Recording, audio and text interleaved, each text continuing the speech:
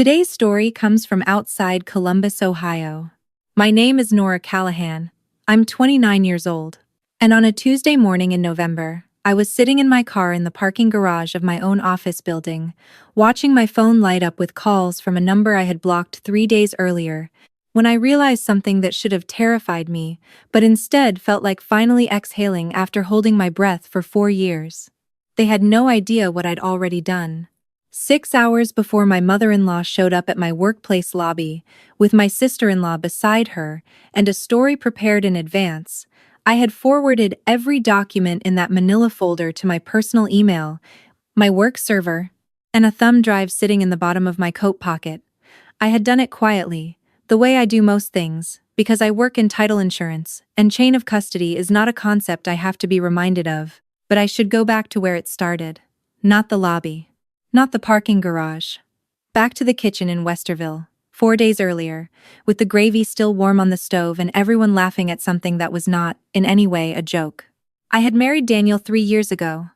His family was the kind that had rules you were never given a copy of and were punished for breaking anyway.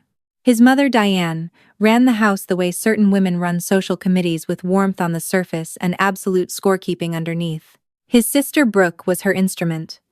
Younger, sharper, with the particular cruelty of someone who had always been protected and therefore never learned how much damage a casual comment could do. I had tried, the way a person tries when they love someone and want to belong somewhere. I brought dishes to every holiday dinner. I learned how Diane liked her coffee. I sat through 3 Thanksgivings, listening to Brooke describe her career in marketing as though it were humanitarian work, while my own job, the one that involved reviewing property chains and catching fraud before it compounded, was summarized by the family as something to do with paperwork. I was not the daughter-in-law Diane had planned for. I grew up in Dayton, worked my way through school, and did not have the right kind of last name going in. None of that would have mattered if the family had been the kind that treated people like people. They were not. This past Thanksgiving, Daniel and I arrived on Wednesday evening. The house smelled like cinnamon and carpet cleaner. Diane hugged me with both hands on my shoulders, the hug that's more presentation than warmth. Brooke looked up from her phone, said, "Oh, you're here," and went back to scrolling. Thursday itself went the way those days go: noise and food and the performance of togetherness. I helped in the kitchen because that was expected. I complimented the table because that was expected. I laughed at my father-in-law's retold stories because that, too, was expected. The moment happened at 4:17 the afternoon, between dessert and the part of the evening where people migrate to the living room and pretend to watch football. Diane stood at the counter refilling wine glasses and said, loud enough for the whole room, that she had finally gone through the upstairs guest room. "Did a full cleanout," she said cheerfully. "Donated 3 bags to Goodwill yesterday." She looked at me with a smile that had nothing apologetic in it. "Some of your things were mixed in, Nora. Old stuff. I hope that's all right." I felt the words before I understood them. My grandmother's quilt had been in that room. The one she made herself, the one with the blue and cream squares that still smelled faintly like her house in Kettering even after all these years. I had asked Diane twice, specifically, not to touch that closet. She had nodded both times with perfect comprehension and done whatever she wanted anyway. Brooke said, from the couch, "You can get another one at TJ Maxx." 2 of her cousins laughed. My father-in-law said nothing, which was his preferred form of endorsement. Daniel looked at his plate. I smiled. I said, "It's fine. The way you say things that are not fine when you've been saying them for long enough that the words have lost their shape." I excused myself and walked upstairs to check the closet myself, not because I thought the quilt was still there, but because I needed 30 seconds in a room without their noise. The closet was cleared out. 1 shelf, 2 hooks, bare floor. My grandmother's quilt, a box of winter things, a small framed photo from Daniel's, and my first apartment gone. In their place, 2 of Diane's storage bins and a plastic-wrapped duvet still in the packaging. But on the floor of the closet, pushed against the baseboard, was a manila folder that must have slid off the shelf during the cleanout. It was rubber-banded shut and had my father-in-law's handwriting on the tab, his name, and the word reserve. I should have put it back, I know that. I am a reasonable person who understands privacy and property and the complicated ethics of a family home. I also work in title insurance.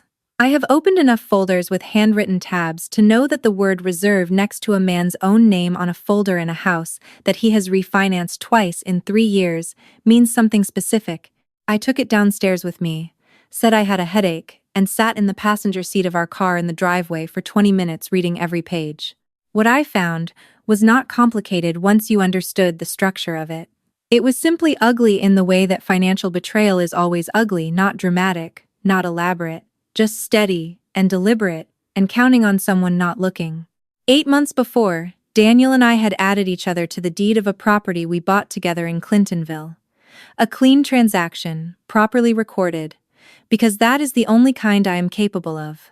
What I did not know was that 4 months after that recording, someone had used our Clintonville property address as a secondary asset on a private loan application for my father-in-law's landscaping business.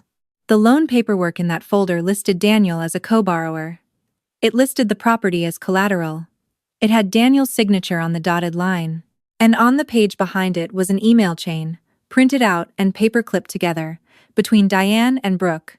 The first email, from Brooke, said, "He signed it. She doesn't know yet. We should move on the transfer question before she figures out what the property's actually worth to us." Diane's response, "Daniel will handle it when the time is right. In the meantime, keep her comfortable. She's easy to manage if you don't push." The last email in the chain, dated 3 weeks before Thanksgiving, from Brooke. "Does she have any idea what her signature would be worth on the second application?" Diane, "No. And she won't, until we need it." I sat in that driveway until the cold came through the car door, and my phone buzzed with a text from Daniel saying dessert was out. I put the folder in my bag and went back inside and ate a full slice of pecan pie and said it was delicious, because I had learned something that afternoon that I had always suspected but never been able to prove. They were not careless with me, they were strategic. I spent the drive home on Friday, reading everything a second time. I did not cry.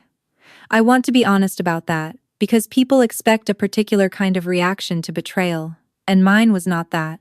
What I felt was the specific cold clarity of someone who has been trained to look at a document and understand exactly what it means. The property had been used as collateral without my knowledge. If the business loan defaulted, we could lose the house. My name was not on the loan, which meant I had no standing in the application, which meant Daniel had done this either with full knowledge or by being steered by his mother and not stopping to ask the questions a husband should have asked. I did not know yet which one it was. That mattered. I also made copies of everything before we pulled into our own driveway. I sent files to my personal email, forwarded the folder photos to my work server, and by Saturday morning, I had walked 2 blocks to the UPS store and put a second set of originals in an envelope addressed to my own P.O. box. I was careful. I am always careful. Careful is how I have survived 4 years in that family. Saturday afternoon, Brooke called. I let it ring once, then answered. "Hey," she said, with the particular breezy tone she used when she was beginning a traído. "Did you happen to grab anything from upstairs on Thursday? Mom can't find some papers." I looked at the folder on my kitchen counter. "What kind of papers?" I asked. "Just some old business stuff, Dad's." "I don't think so," I said. "Why would I have your dad's business papers?" A half-second pause. "No reason. Just checking." "How did his papers end up in the guest room closet?" I asked. Another pause, longer this time. "Mom just moves things around. You know how she is." "I do," I said. "I really do." I hung up and stood in my kitchen for a full minute. Then I walked into the living room, where Daniel was on the couch, and I sat down beside him and I said, "I need you to tell me about the Clintonville property and the business loan." The way his face changed told me everything. Not guilt, exactly. More like the face of someone who has been waiting for a door to open and is terrified now that it has. He said his father had asked him. He said it was temporary. He said the business was going through a rough quarter, and the family needed the collateral to qualify for a bridge loan. He said he was going to tell me. He just needed to find the right time. He said he didn't think it would ever actually affect us. I listened to all of it. I did not raise my voice. I asked him to show me the loan documents directly, the ones he had signed. He went quiet. Your mother has them, he said finally. She said she'd handle the filing. Of course she did. I told him then about the emails. I watched him read them on my phone, the 3 printed pages I had photographed. I watched his face do something complicated that I did not have a name for yet. He said, Nora.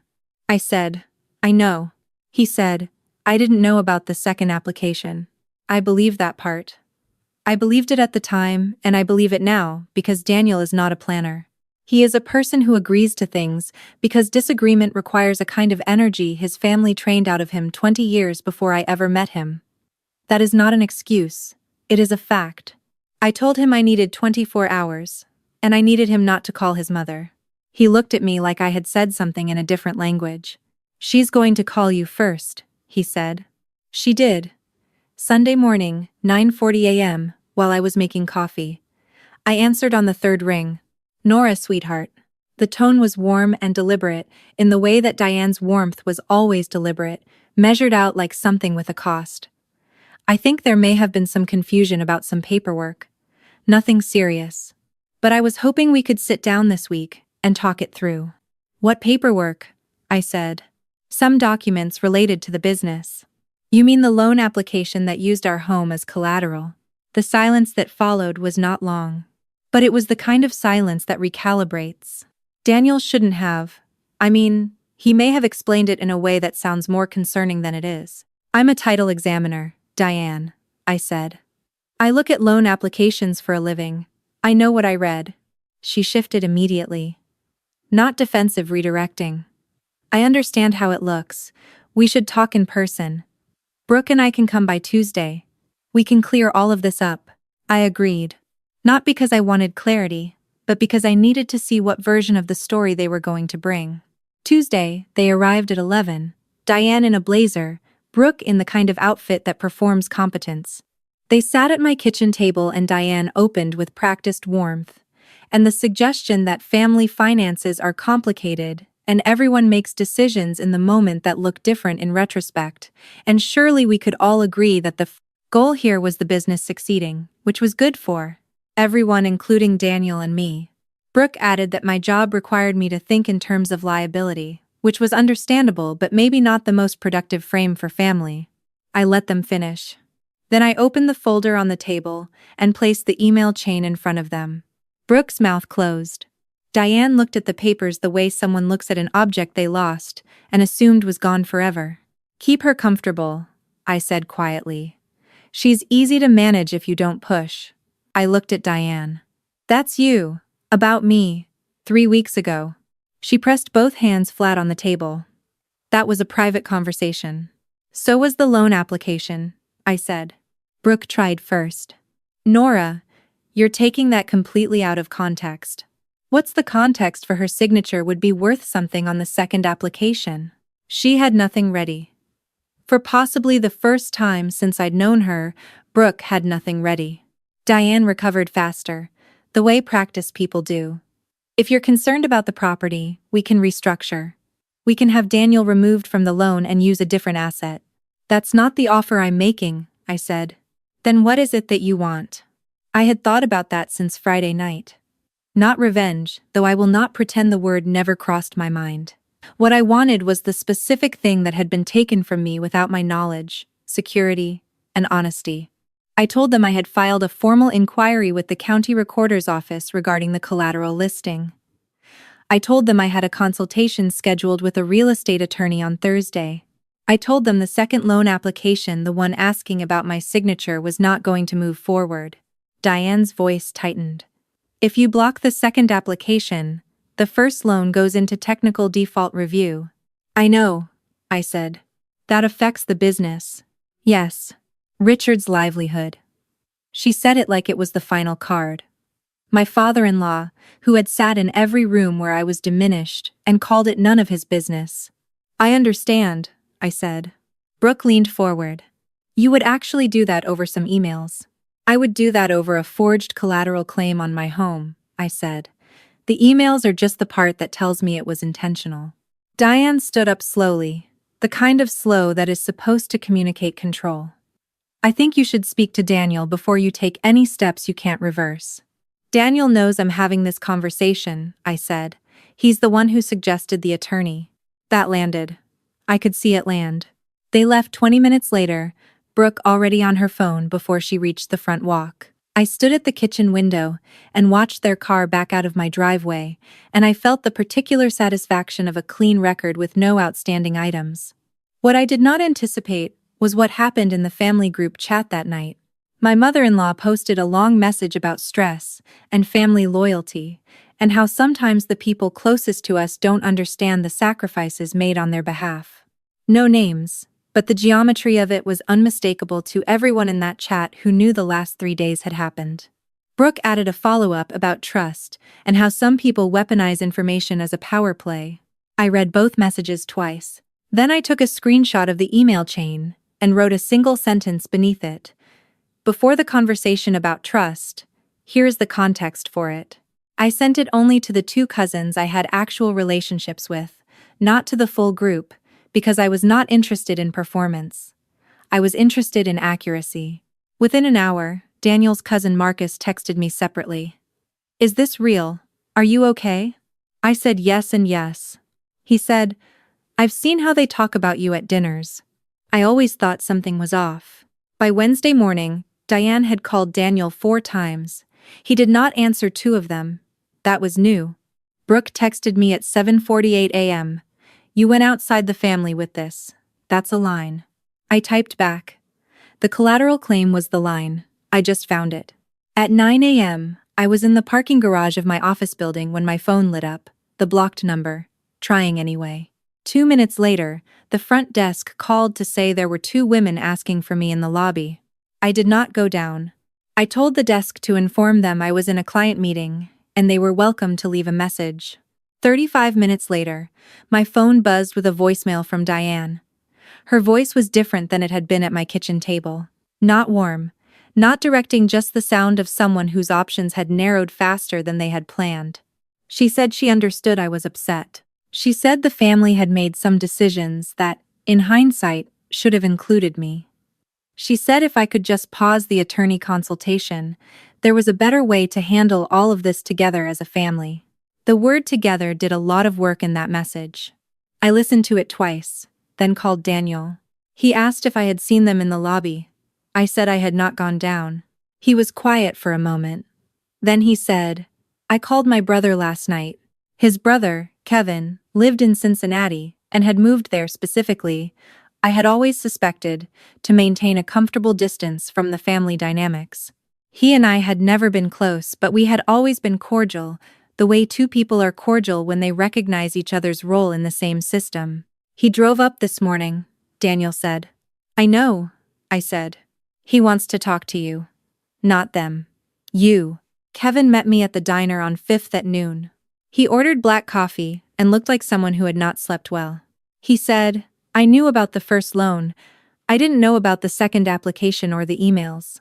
He put his hands flat on the table, a gesture I recognized as an effort to look like he was not hiding anything. "I'm not here to defend it. I'm here because Daniel asked me to be, and because I think my mother has been." He paused. "She has managed things in ways that aren't right." "That's a careful way to put it," I said. He almost smiled. "I'm trying." I told him what I needed. The same 3 things I had told Diane on Tuesday, plus one more. I needed the family, in writing, to acknowledge that the collateral was placed without my full knowledge and consent. Not a legal document necessarily. A written acknowledgment. "For the record," Kevin said, "she won't like that." "I know. She'll say it's humiliating." "It was humiliating when she told a room full of people that I was easy to manage," I said. "I just didn't have the paperwork on it yet." He was quiet. "Will you help Daniel understand what he signed?" I asked. "Not to punish anyone, just so he actually knows what happened in his own name." "Yeah," Kevin said. "I should have done that 2 months ago." I did not tell him that it would have changed things if he had. I did not know if it was true. That evening, Diane called Daniel directly and said I was creating a crisis out of a business decision, and that if he couldn't manage his own wife, it reflected on all of them. "Daniel, who I had never heard argue with his mother in 3 years of marriage, said a sentence I still think about. He said, "She's not something I manage, Mom." The call ended shortly after that. Wednesday night was quiet, in the way that the hours after a long noise are quiet. Daniel and I sat at the kitchen table with takeout we didn't finish, and he told me more than he had told me in a long time, not the loan, not the family, but the smaller accumulation of it. The years of being managed himself, of knowing the emails and decisions his mother made, and not having the language to name what was wrong with them. He said he thought that was just how families worked until he watched me read that folder in the living room and realized I was the first person in his life who had looked at the same thing and said out loud what it was. I did not forgive everything that night. I want to be honest about that too, because stories like this one often suggest that a single honest conversation repairs what years of choosing the wrong thing built. It does not, but it is a place to start, if both people are willing to stand at the beginning of it. Thursday morning, I met with the attorney. She was thorough and unimpressed, the way good attorneys are unimpressed, and she laid out the specific options with the specific consequences attached to each one. I did not make any filings. I kept every option open. By Friday, Diane had sent a written acknowledgment through Kevin. It was 3 paragraphs, carefully worded in the way that legal exposure teaches people to be careful with words, but it said what it needed to say. The collateral had been placed on the property without my informed consent. The second application was withdrawn. The first loan would be refinanced within 90 days against a different asset. I read it 4 times, and then put it in the same folder as everything else. Kevin texted me that afternoon. She cried for 2 hours after she sent it. "I thought you should know." I sat with that for a moment. Not with satisfaction, more with the recognition of something I had already understood. Diane was not a villain from a story. She was a woman who had spent decades arranging the world around her own comfort and had never been asked to account for the cost of that arrangement. Being asked, for the first time, at 61, produced grief that was real, even if the behavior that led to it was not defensible. I did not respond to Kevin's text that day. I thought about what to say for a long time. I finally wrote back, "Thank you for telling me." Over the following weeks, the shape of things shifted. Not dramatically, there was no tearful reconciliation, no holiday table where everything was healed. My grandmother's quilt was gone, and a replacement from a store would not be the same thing, and I had decided to stop pretending that losses like that were interchangeable with new versions of themselves. But Diane stopped calling me sweetheart in the particular way that was more assessment than affection. Brooke, for the first time in 3 years, asked me a direct question about my work, and listened to the answer without looking at her phone. Small things, the kind that don't make a story but make a life slightly more livable. Daniel and I started having conversations we had been postponing without naming the postponement. About what we both wanted. About which family patterns we were willing to carry forward and which ones stopped with us. The attorney I met with, who I paid for an hour of her time, told me something that has stayed with me. She said the most common thing she saw in cases involving family financial entanglement was not malice, it was assumption. The assumption that a person who has always absorbed things will keep absorbing them. The assumption that silence means consent. The assumption that love, or at least family, covers the gap between what you take and what you ask for. I think about that when I think about the quilt, and the emails, and the 4 Thanksgivings of being easy to manage. I was not easy to manage. I was just quiet in the way that people are quiet when they are working and watching and keeping their own records straight. The folder is still in my file cabinet at work, behind a tab that says, "Reserve," the same word my father-in-law used. I kept it because chain of custody matters, and because I have been in this field long enough to know that you do not discard the document that tells the truth of what happened just because the situation has stabilized. The situation stabilizes because the document exists. I went to Diane's house once more before the year ended. Christmas, because Daniel asked, and because I had made my own decision about what distance I needed versus what I was maintaining out of stubbornness. It was not warm in the way those afternoons used to perform warmth. It was quieter, more careful. The kind of careful that happens when people finally understand that another person is paying attention. Brooke passed me the bread without a comment. My father-in-law thanked me for the wine I brought. Diane made coffee the way I actually drink it, which she had never done before, and did not point it out. Small things. They are always small things at first. And me, I drove home on a clear December night, with the radio on and the heat running, and my hands relaxed on the wheel, thinking about what it means to finally take up the space you were always entitled to, and how nobody warns you how ordinary it feels when you do. Not like winning. More like returning to a room you already owned and sitting down in it properly for the first time. So let me ask you honestly, how long did you hold on to something that was costing you, just because the word family was attached to it? And what finally made you put it down? I think the lesson in a story like this is not about revenge at all. It is about the particular courage it takes to say, I see what is happening here, and to keep your own record, and to trust yourself enough to use it. You don't have to be dramatic. You don't have to perform anger or pain for anyone. You just have to know what you have and be willing to place it on the table.